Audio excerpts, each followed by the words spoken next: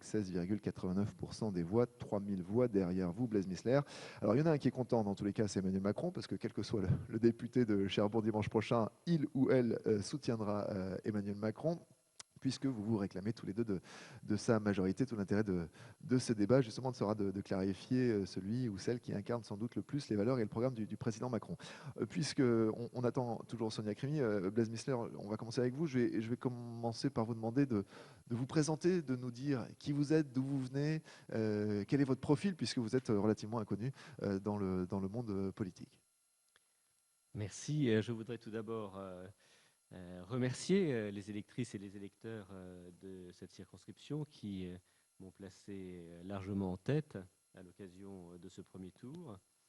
Je tiens à saluer fraternellement l'ensemble des candidats éliminés au soir du premier tour, ainsi évidemment que la candidate que j'affronte au second tour. La campagne a été jusqu'alors respectueuse, digne, et je souhaite évidemment qu'il en soit de même au second tour.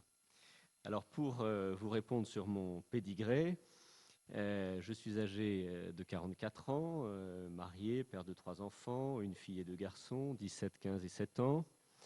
Je travaille depuis une dizaine d'années dans les industries culturelles. Je suis chargé en particulier de défendre les créateurs français auprès des autorités européennes.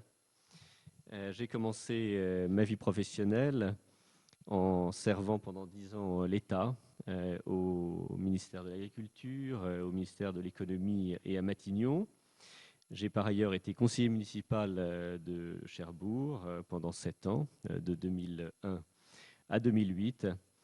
Et je m'engage aujourd'hui dans cette élection avec la volonté forte de servir un territoire qui m'a beaucoup donné.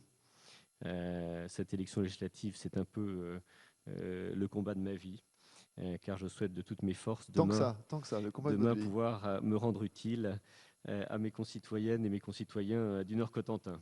Pourquoi le combat de votre vie? Pourquoi vous y attachez tant d'importance à ce combat pour le siège de député de Cherbourg? Parce que je crois profondément pouvoir être utile à ce territoire et je souhaite encore une fois le servir de toutes mes forces avec un certain nombre d'atouts pour le faire. On y reviendra peut-être un peu plus tard. Alors, il vous a été reproché d'avoir préalablement avoir décroché l'investiture En Marche, avoir demandé l'investiture Les Républicains sur cette circonscription de Cherbourg. Non, alors je ne fais pas mystère de mon origine politique, hein. Je suis issu de la droite modérée, comme d'autres au sein d'En Marche sont issus de la gauche modérée, comme d'autres sont issus de la société civile. C'est toute la force du mouvement créé par Emmanuel Macron de pouvoir rassembler des bonnes volontés issues de différentes familles politiques. Moi, je crois beaucoup en cette alliance des bonnes volontés. Et je trouve d'ailleurs que le gouvernement tel qu'il a été formé par Édouard Philippe sous l'autorité du chef de l'État reflète assez bien cette volonté de faire de la politique autrement, en dépassant ces clivages qui nous ont fait beaucoup de mal et en adoptant une appréhension plus pragmatique de la politique. Une dernière chose, Blaise Missler, concernant votre portrait, si l'on peut dire.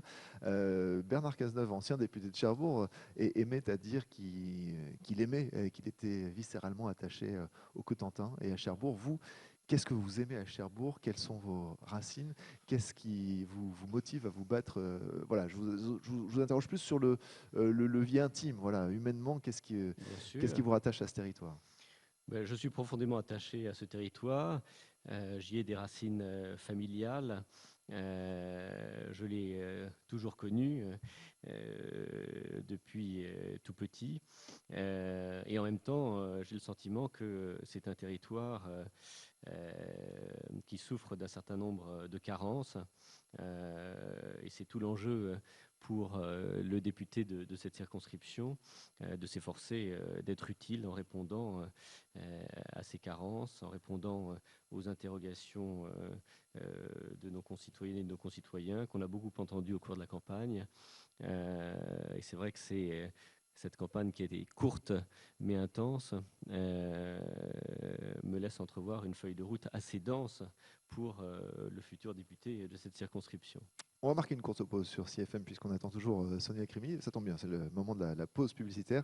On dressera ensuite le portrait effectivement de Sonia Crimi. J'espère qu'elle sera là, hein, parce que sinon on continuera à discuter avec Blaise Missler. À tout de suite. De retour en direct de Cherbourg, de la mairie de Cherbourg, pour le débat de l'entre-deux-tours entre Blaise Missler et Sonia Crimi pour le siège de député de Cherbourg. Blaise Missler, 23,7% des voix au premier tour. Sonia Crimi, 16,89% des voix. Bonjour Sonia Crimi. Bonjour monsieur. Merci d'être avec nous. J'ai commencé l'émission avec Blaise Missler parce que vous aviez un tout petit peu de retard. Oui, Mais bon, c'est vrai qu'on comprend qu'organiser un débat le jour où il faut clôturer son dossier pour le second tour, c'est peut-être compliqué, c'est ça? On est très sollicité par les médias nationaux également. Très bien. Donc voilà. Donc la radio locale passe derrière. Non, je n'ai pas dit ça. J'avoue, excusez-moi, je n'ai pas du tout dit ça.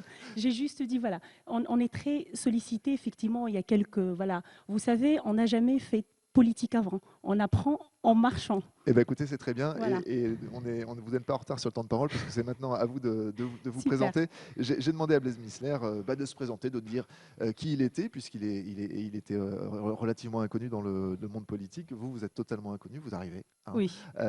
Pouvez-vous nous dire qui vous êtes, d'où vous venez, ce que vous faites et quelles sont vos ambitions? Alors, je m'appelle Sonia Crimi. Je vis en France depuis 12 ans. Et je suis française depuis 5 ans.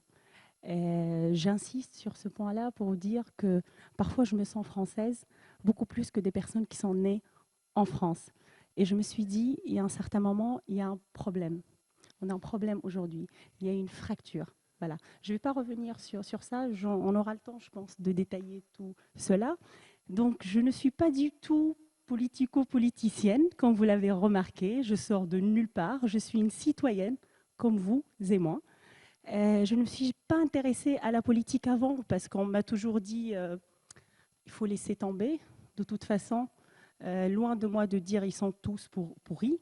Moi, je crois vraiment à une politique nouvelle, raison pour laquelle j'ai rejoint Emmanuel Macron depuis des mois. Et j'ai travaillé sur le programme depuis des mois. Quel a été le déclencheur pour vous, pour cet engagement dans la vie politique? C'est-à-dire qu'au-delà de l'engagement dans une campagne législative, si vous êtes élu député dimanche prochain, c'est aussi un certain nombre de sacrifices sur votre temps libre, sur votre famille, sur beaucoup de choses. Oui. C'est pas une décision qu'on prend à la légère? Non. Alors, il faut savoir quand j'ai rejoint Emmanuel Macron en septembre 2016, je me suis dit, bon, c'est un think tank. Un think tank, c'est quoi? C'est un endroit entre nous où on va se voir, on va se parler, on va échanger des idées. Entre citoyens, ça va nous faire du bien. Ça va rien avancer au schmilblick peut-être, mais ça va nous faire du bien. Bon. Au mois de novembre, on commençait à dire, si on arrive à avoir les 15%, ça serait pas mal. Bon. Noël, le jour de l'an, et là on commence à voir les vrais chiffres et on commence à se dire tiens, je pense qu'on va continuer à travailler sur un programme, voilà. Donc il faut savoir, hein, j'insiste sur ce point-là parce que Emmanuel Macron ne voulait pas sortir le programme au début. Il nous a précisé qu'il était d'accord sur un cap et que ça servait à rien de sortir des détails, voilà. Vous savez, vous comme moi, que depuis 30 ans, gauche comme droite, arriver avec des programmes bien ficelés, aux chiffres exacts, à nous dire, en fait, ils commencent à nous mentir avant même de commencer à gouverner. Voilà, ça c'est le premier point. Donc avec Emmanuel Macron, nous ne voulions pas sortir un programme au début. On s'est juste dit, droite comme gauche, on doit être d'accord sur le cap. Bon, 30 000 personnes qui ont participé au programme sur l'Europe, sur l'éducation, sur le problème de la mer. Et en fait, c'est cette participation qui vous a donné envie d'y aller finalement, parce que vous êtes dit ça vient de la base. Il faut savoir qu'on a commencé à s'inscrire à partir du mi-janvier. Voilà. Et mi-janvier, on recevait les marcheurs, on recevait des emails pour dire les femmes, vous pouvez un peu y aller parce qu'on n'a que 15%. Pour les investitures, oui. Voilà, pour les investitures. Nous, on avançait en marchant et il y avait plusieurs personnes investies dans le groupe.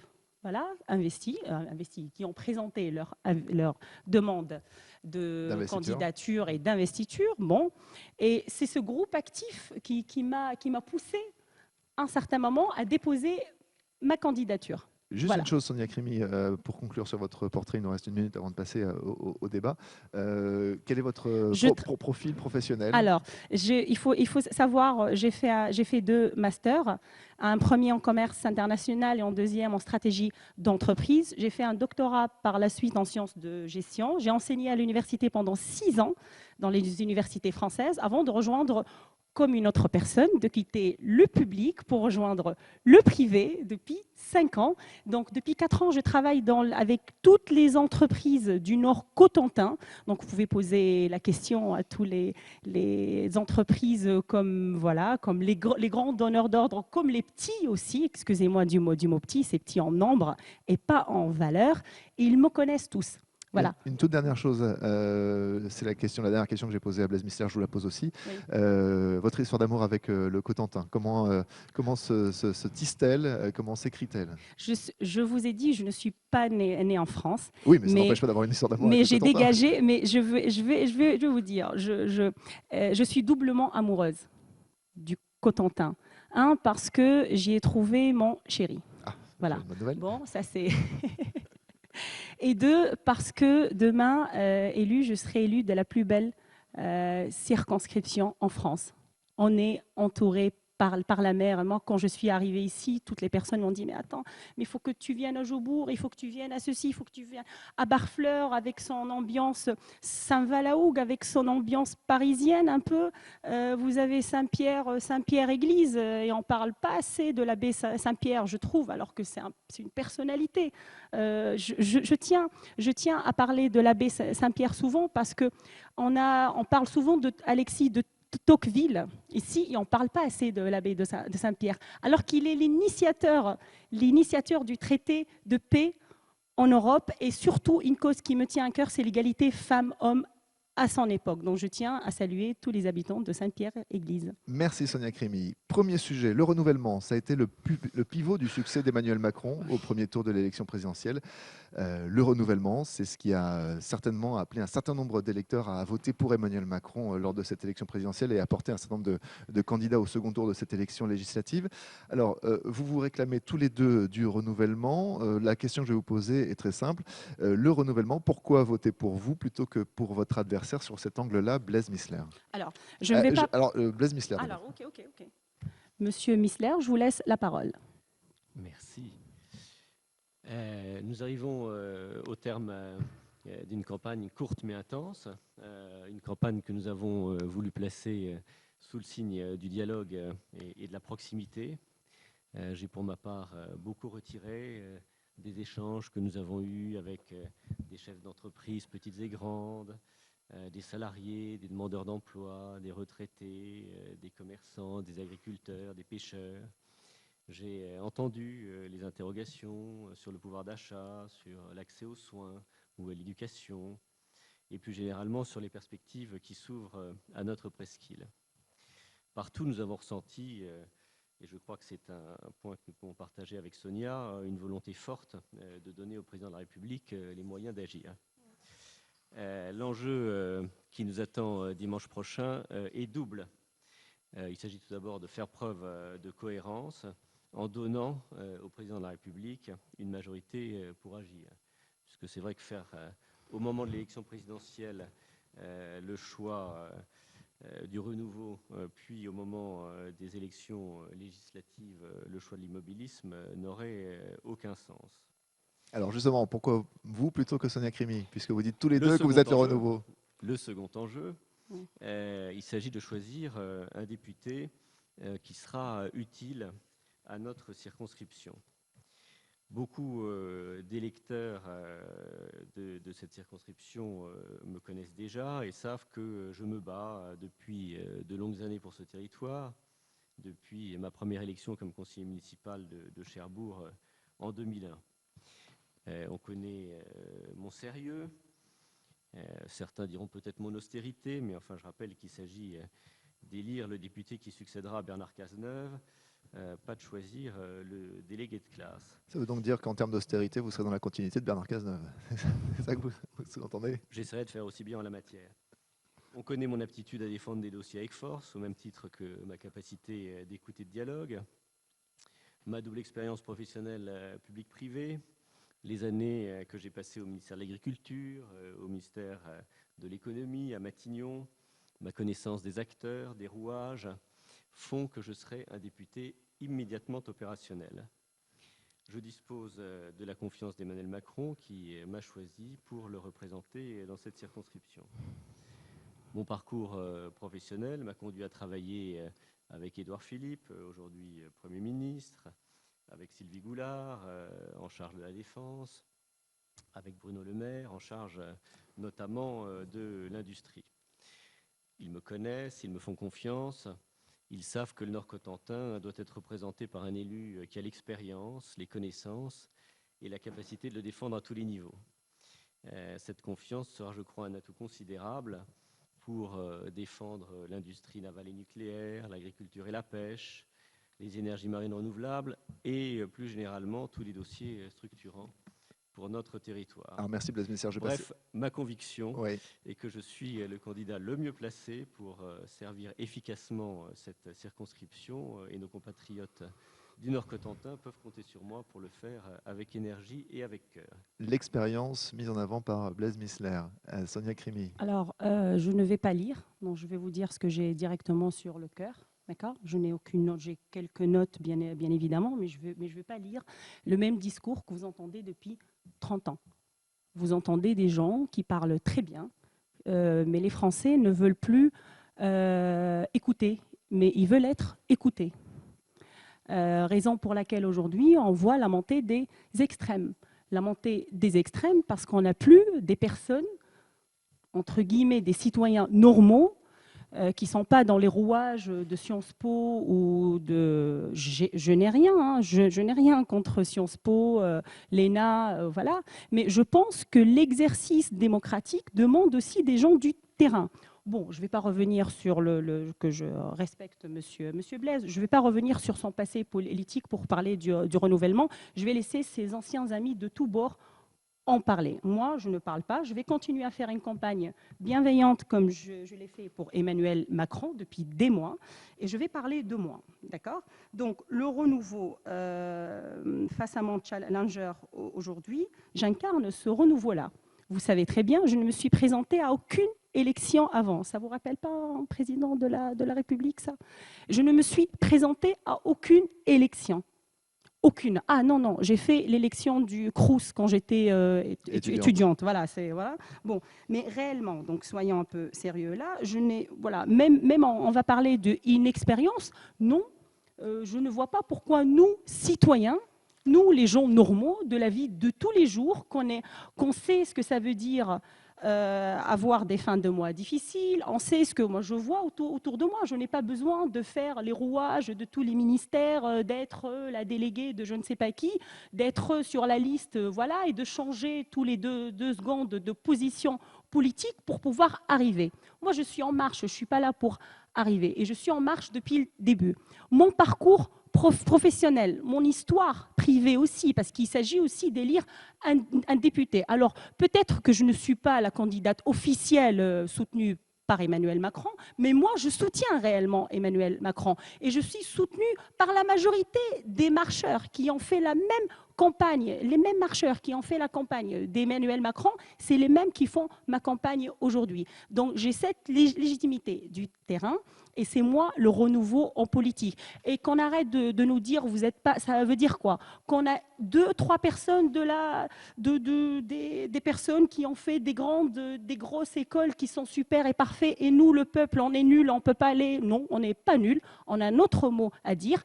Et croyez-moi, je serai la voix de toutes les personnes qui n'ont pas une voix. On marque une pause sur CFM et juste après, je vous interrogerai, Sonia Crimi et Blaise Messler, sur les premières lois qui sont en préparation à l'Assemblée nationale et que soit vous, soit Blaise Messler aurez à voter si vous êtes élu député. On parlera notamment de la nouvelle loi travail, de la réforme de l'assurance chômage et de l'état d'urgence. À tout de suite. En direct de Cherbourg, CFM organise le débat de l'entre-deux tours de cette élection législative pour le siège de député de Cherbourg entre Blaise Messler, La République En Marche, 23,77% des voix au premier tour, et Sonia Crimi pour une majorité présidentielle, 16,89% des voix hier. Si vous êtes élu député, il y en aura forcément l'un d'entre vous qui sera élu dimanche soir prochain, il aura à voter la nouvelle loi travail qui est en cours de préparation et qui va occuper le gouvernement et les syndicats une bonne partie de l'été avant le vote par ordonnance à la rentrée prochaine. Loi travail qui voilà, suscite une certaine opposition déjà de la part des syndicats. On imagine qu'elle emmènera beaucoup de monde dans la rue à la rentrée prochaine. En tout cas, si elle va dans le sens qui, pour l'instant, est dévoilé par la presse. Le travail est en cours au sein du gouvernement. La concertation est lancée.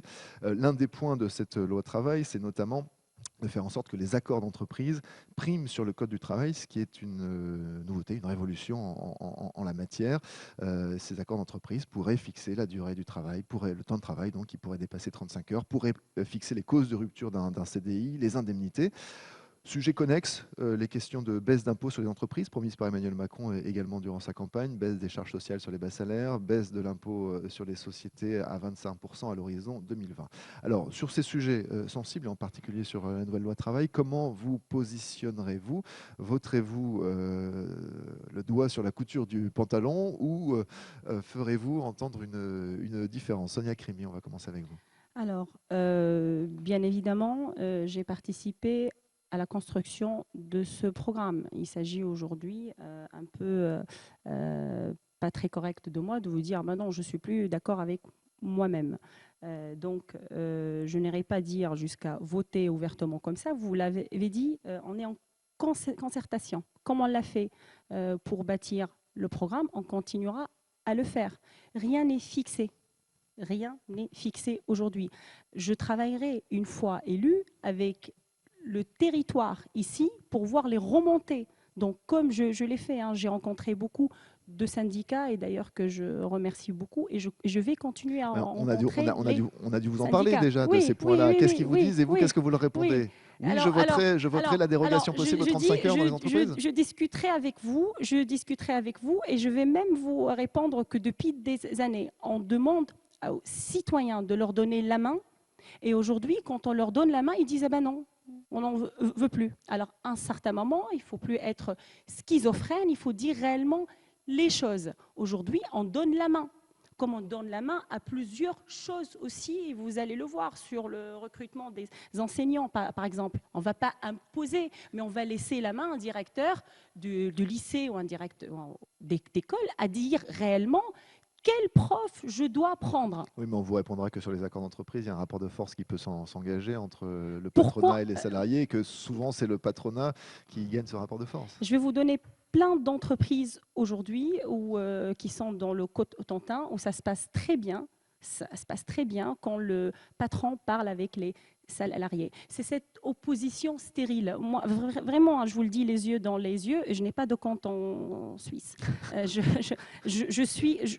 vous assure que c'est parfois c'est des dogmes et c'est des postures. Faisons-nous confiance. Faisons-nous confiance avec une génération qui est capable. Moi, demain, je suis capable de discuter avec les syndicats. Je suis la fille d'un grand syndicaliste, alors je ne vais pas vous dire... le contraire. Voilà. Blaise Missler. Est-ce que vous voterez comme un seul homme la loi travail ou est-ce que vous discuterez notamment sur ces questions sensibles d'accords d'entreprise qui primeraient sur le droit du travail? Alors revenons effectivement à votre question. Je crois que cette affaire de réforme du droit du travail montre la détermination à agir du gouvernement et sa volonté de mettre en œuvre les engagements pris par le chef de l'État au cours de la campagne présidentielle. De quoi s'agit-il? Il s'agit de répondre aux besoins de modernisation exprimés par le marché du travail et en même temps de répondre aux besoins de protection exprimés par un certain nombre de salariés. Il s'agit donc de redonner aux salariés, aux actifs, aux chefs d'entreprise un cadre leur permettant de s'épanouir, de créer et de réussir. Ce qui me paraît très important, c'est la méthode qui a été choisie, puisque dès les premiers jours suivant sa prise de fonction, le président de la République a reçu les partenaires sociaux. Il a été suivi en cela par le Premier ministre, accompagné de la ministre du Travail. Je crois qu'il est respectueux des partenaires sociaux et que rien ne sera fait qui n'ait été préalablement discuté avec eux. Alors ça ne veut pas dire qu'ils seront d'accord sur tout, mais je crois qu'il faut saluer la méthode, puisque dans un premier temps, on avait reproché au chef de l'État de vouloir passer en force. Manifestement, ce n'est pas ce qui se passera, et c'est tant mieux. Alors, un mot sur la couture du pantalon, puisque c'est l'expression que vous avez employée. C'est vrai que... En clair, quel député serez-vous dans la majorité Macron? C'est vrai qu'en recevant l'investiture de La République En Marche, nous avons les uns les autres signé un engagement pour mettre en œuvre le contrat avec la nation élaboré par Emmanuel Macron pendant la campagne présidentielle. Donc nous sommes tenus par cet engagement. Et en même temps, je considère que nous gardons notre capacité de jugement, que nous gardons notre capacité d'initiative. Je pense que le Parlement d'Emmanuel Macron sera un Parlement d'un genre nouveau, avec des députés issus d'horizons divers, qui seront sans doute beaucoup plus libres qu'ils ne le sont aujourd'hui. Et je crois que ce quinquennat sera celui de la revalorisation du Parlement, ce qui me paraît heureux, puisque c'est aussi un élément de modernisation de notre vie politique. Un autre point, Blaise Missler, pour rester sur le domaine économique et social, la réforme de l'assurance chômage. Il a été annoncé cette semaine que cette assurance sera élargie aux salariés démissionnaires et aux professions indépendantes. Bon, je pense que sur ce point-là, vous êtes certainement tous d'accord, vous et Oui. d'autres candidats. Oui. Je voudrais revenir sur un point qui n'a pas été développé cette semaine, mais qui a été abordé par Emmanuel Macron durant sa campagne électorale, sur le contrôle des demandeurs d'emploi qui sera renforcé, avait-il annoncé, en annonçant qu'il y aurait une suspension des allocations chômage si un chômeur refusait plus de 2 offres d'emploi. Est-ce que, voilà, encore une fois, une mesure très, très emblématique, est-ce que c'est une mesure que vous voterez, que vous supporterez, Blaise Missler? Encore une fois, c'est une mesure qui relève du contrat avec la nation et que j'ai donc vocation à soutenir. Je pense que son aspiration est bonne. Il faudra étudier avec beaucoup de soin au Parlement ses modalités d'application, mais c'est une mesure que, dans ses philosophies, je soutiendrai. Sonia Crémy? Alors, il y a beaucoup d'inégalités. Donc, on entend beaucoup dans le discours du Front national aujourd'hui, les gens qui travaillent gagnent moins que les gens qui ne travaillent pas aujourd'hui. Donc, je pense que c'est une mesure qui est juste, mais en revanche, la mise en place ne doit pas être rude.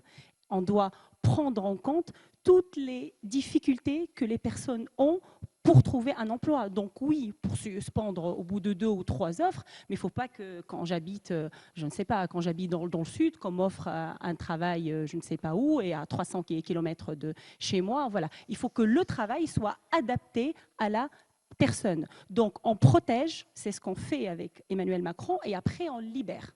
Voilà, c'est une forme de liberté aujourd'hui qu'on ouvre. Voilà. On vient d'aborder 2 points du programme d'Emmanuel Macron. Vous êtes tous les deux d'accord? Si j'étais Bah, électeur de Cherbourg, j'aurais du mal à faire mon choix. Je vous ai dit, le programme, je l'ai élaboré avec les 30 000 marcheurs du début. Je ne pense pas que ça sera le cas voilà, de mon challenger. Je lui apporte beaucoup d'amitié et de respect d'ailleurs. Voilà. Blaise Missler, vous n'étiez pas là au moment de l'élaboration du programme. C'est plus difficile pour vous d'y adhérer ou...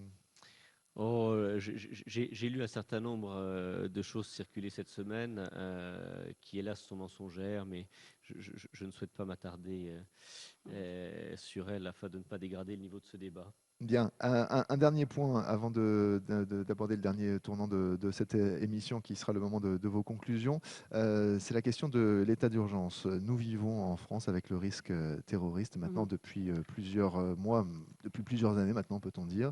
La question se pose, assez rapidement pour la prochaine Assemblée nationale de voter la prolongation de cet état d'urgence, et puis dans un second temps, à la rentrée, la question de la loi antiterroriste qui est en cours là aussi, qui est en gestation. Rien n'est figé, mais un avant-projet a été publié cette semaine, et cet avant-projet dans la future loi antiterroriste ferait passer dans le droit commun les mesures d'exception à la liberté de l'état d'urgence. À gauche, par exemple, au Parti socialiste, on dénonce déjà un risque d'état d'urgence permanent Quelle est votre position sur ce sujet-là? Pensez-vous, qu'il faut prolonger l'état d'urgence, premièrement, et deuxièmement, est-ce qu'il faut faire rentrer dans le droit commun un certain nombre de mesures d'exception à la liberté qui sont habituellement dans le régime de l'état d'urgence et qui deviendraient le droit ordinaire? Sonia Crimi. Donc, encore une fois, arrêtons d'opposer, je pense, pour moi, c'est une opposition aujourd'hui à dire la police contre la société civile. C'est fou, les policiers font un travail remarquable, il s'agit aujourd'hui de leur donner la main pour qu'ils puissent agir. Ma liberté pourrait s'arrêter où la liberté de l'autre démarre. Ça, c'est un principe très, très basique, hein, que n'importe qui entre nous peut le comprendre. Je suis prête à concéder un petit peu de ma liberté, personnellement, pour qu'on puisse avoir la main sur des actions de ce niveau. Donc oui, pour cette... Oui, enfin, ça va loin sur la concession de la liberté quand même, l'état d'urgence, interdiction de réunion, interdiction de publication, interdiction de manifester, assignation à résidence, tout ça sans le contrôle du juge, puisque ce seraient les mesures d'état d'urgence qui rentreraient en vigueur. Donc vous me dites que les policiers, peut-être, ils vont avoir des abus. Ah non, les En policiers, les policiers, entre autres, voilà. les policiers, Il faut avoir les policiers des et les abus. gendarmes ne font que exécuter les ordres du gouvernement, de l'exécutif. D'accord. C'est pas sur les policiers. Et si on ne donne pas la main à toute cette administration aujourd'hui, qui est encore une fois, c'est dans le même principe, on leur donne un petit peu plus la main. Alors après, effectivement, il faut être très très vigilant de ne pas non plus, au nom de cette traque de terroristes dans notre pays, parce qu'il faut pas non plus exagérer. Il faut travailler, comme l'a dit Emmanuel Macron quand il était ministre. Quand il était ministre, il était un des rares ministres qui a accepté de comprendre. Comprendre ne veut pas dire excuser. Comprendre les actes, se poser pour comprendre pourquoi on arrive là en France aujourd'hui, ce n'est pas excuser, mais essayer de traiter les causes à la racine. Tout ce qui est proposé ici, c'est pour traiter les symptômes. C'est bien beau, mais réellement, le travail de fond se fera pour traiter des causes beaucoup plus profondes. Donc, je vous dis franchement, aujourd'hui, je serai très vigilante. Vous savez que les libertés individuelles, c'est quelque chose qui me touche. Voilà, je vis en France pour cette liberté, pour cette égalité, pour cette fraternité. Et si je dois mettre au premier un point, c'est la liberté. Donc, je vais continuer à pouvoir profiter de cette liberté, mais je ne souhaite pas du tout priver nos concitoyens de cette liberté. Merci Sonia Crimi. Blaise Missler, cet état d'urgence, vous le voterez ou ça vous pose problème?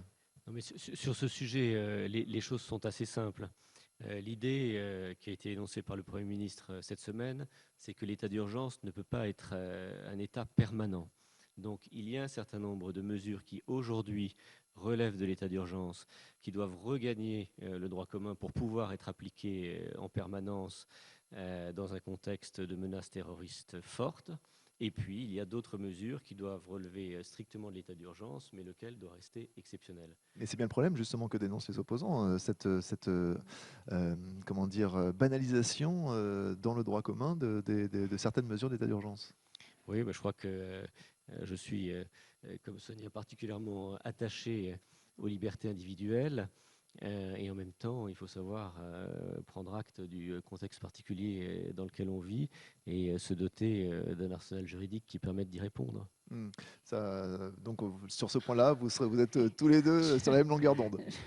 Je vous dis, je porterai une attention particulière à cela. Voilà, c'est tout. Juste avant de passer à vos conclusions, Blaise Missler, vous avez un petit peu de retard sur le temps de parole.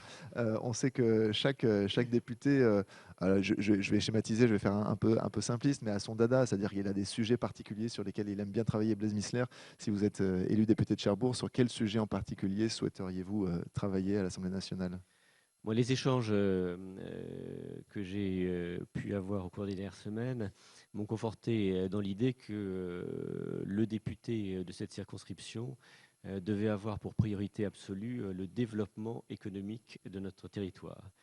Le député de cette circonscription doit être une sorte de facilitateur qui fédère des acteurs publics, des acteurs privés pour servir cet objectif de développement économique. Alors, il y a d'autres sujets de préoccupation, bien sûr, l'accès aux soins, l'accès à l'éducation, par exemple, mais on se rend compte aussi que beaucoup de ces sujets dépendent eux-mêmes de notre aptitude ou non à créer de l'activité sur ce territoire. Et je crois qu'un député volontariste, capable de fédérer les énergies, connaissant les acteurs, peut jouer ce rôle absolument central pour notre territoire, puisqu'on sait bien que tout l'enjeu, depuis que l'économie administrée a malheureusement commencé de décliner, c'est de conforter et de créer de nouvelles activités dans le Nord-Cotentin.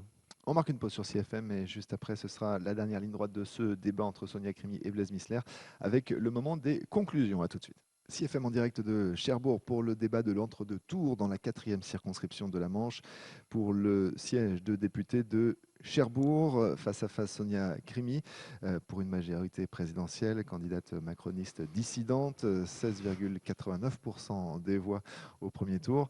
Blaise Missler est arrivé en tête, La République en marche, avec 23,77% des voix. C'est maintenant le moment des conclusions. Le tirage au sort a désigné Blaise Missler pour parler en dernier. Sonia Crimi, c'est donc à vous. Vous avez 1 minute pour conclure ce débat. Alors, si j'ai choisi Monsieur Frédéric Bastian, c'est parce que je porte une attention particulière aux problématiques de l'accès aux soins, aux problématiques de nos seniors. Comme suppléant. Comme suppléant, voilà.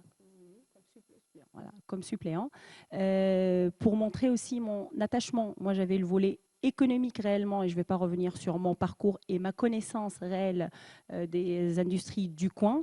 Demain, si j'ai un dada, ça sera l'attractivité du territoire. Et derrière le mot attractivité, je vais vous parler de l'EMR, les ENR, je vais vous parler de tous les projets initiés par M. Cazeneuve et Jean-François Legrand qui ont été une réussite absolue. Donc demain élu, au-delà de toutes ces problématiques-là, les problématiques, on a un pays où les inégalités se creusent.